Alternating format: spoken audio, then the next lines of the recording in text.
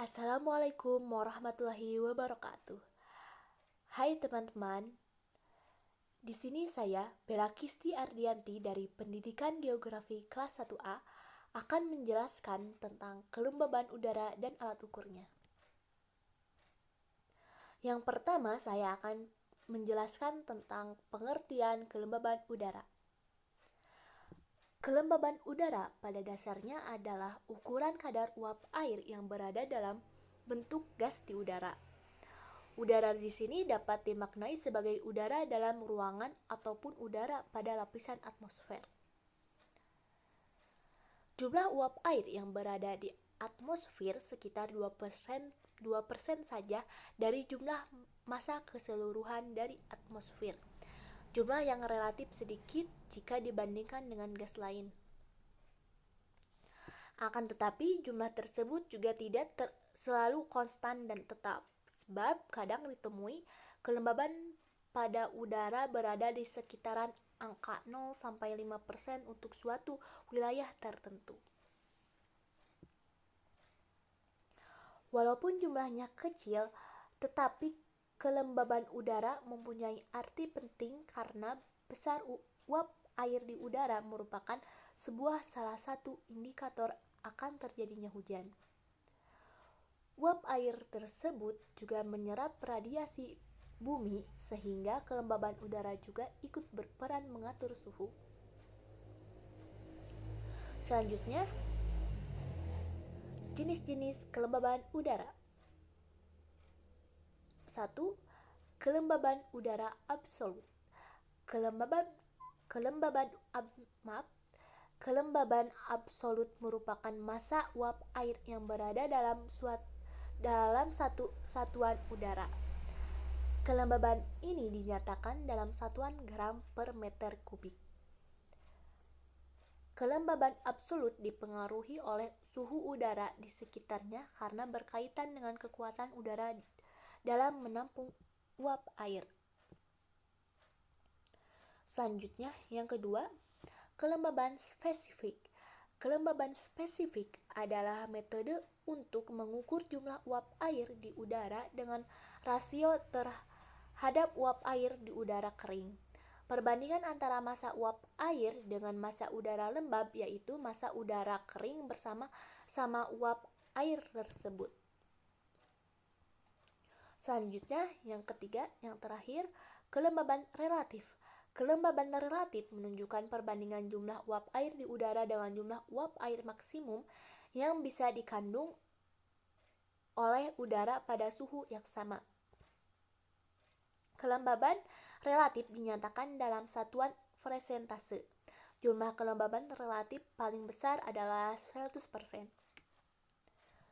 Selanjutnya, faktor yang memengaruhi kelembaban udara. 1. Suhu. Semakin tinggi suhu suatu udara, maka semakin rendah kelembaban udara yang dimiliki udara tersebut. Sebaliknya, semakin rendah suhu udara, maka kelembaban yang dimiliki pun semakin tinggi. Yang kedua, pergerakan angin. Pergerakan angin bisa berpengaruh pada proses penguapan di sumber air. Seperti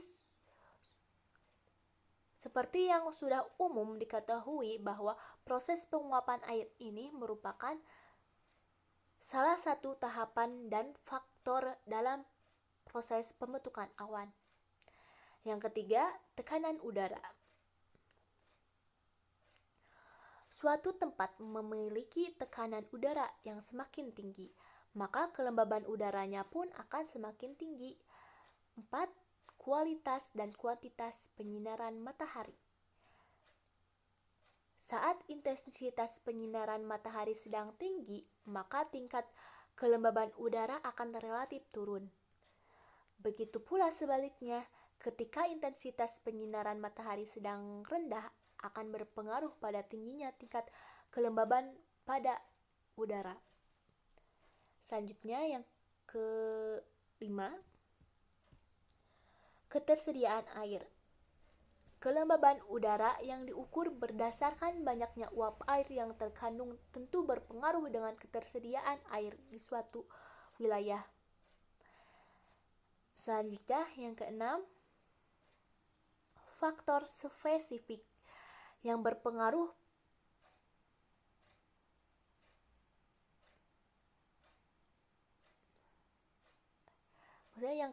vegetasi. Faktor spesifik yang berpengaruh pada kelembaban udara adalah kerapatan dari vegetasi tersebut. Suatu tempat yang di dalamnya terdapat vegetasi dengan kerapatan tinggi, maka tingkat kelembabannya cenderung tinggi.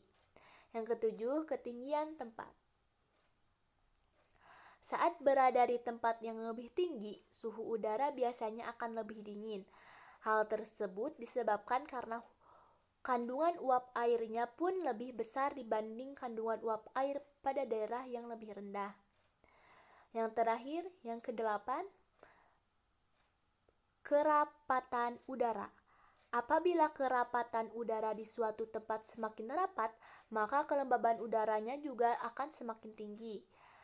Begitu pula ketika kerapatan udara di suatu daerah tersebut tergolong renggang, maka kelembaban udaranya juga ikut rendah.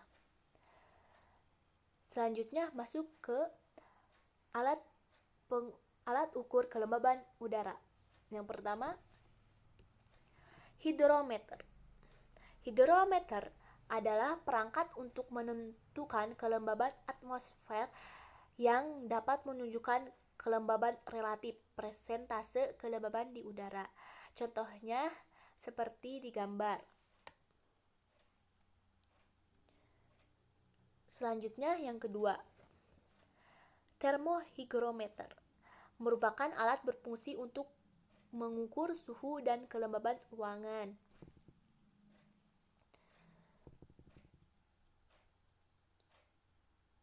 Yang ketiga, psikrometer adalah alat untuk mengukur suhu. Alat ini terdiri dari dua termometer, yaitu basah dan kering. 4. Psikrometer sling, alat untuk mengukur suhu. Alat ini terdiri dari dua termometer, yaitu basah dan kering, sama seperti yang slide sebelumnya.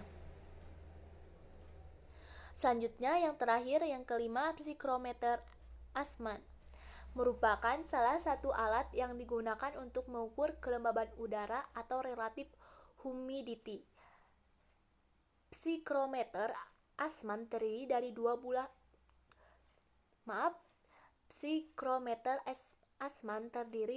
buah termometer air raksa dengan perlindungan logam pengkilat. Nah, itu penjelasan dari saya tentang kelembaban udara dan alat ukurnya. Terima kasih atas perhatiannya. Mohon maaf apabila ada kesalahan. Wassalamualaikum warahmatullahi wabarakatuh.